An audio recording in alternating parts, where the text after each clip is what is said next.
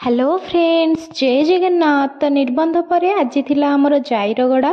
तो से कि कुला बाउंसिया चक्की ए सब को धुआधुई हो जाता। तो पूजा कि माँ जमती कही मु सब जोगाड़ करदे। तो भाईंकर जो मैंने भाउज हे से आसते कहीं बाहाघर ए सब कम भाउज मैंने ही करती।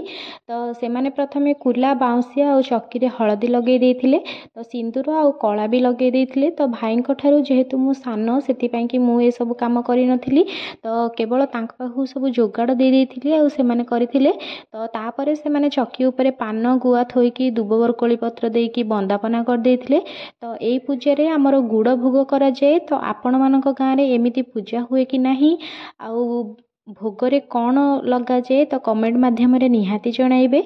तो भोग कर साइला परे धूप दीप लगेकी पूजा कर देइथिले।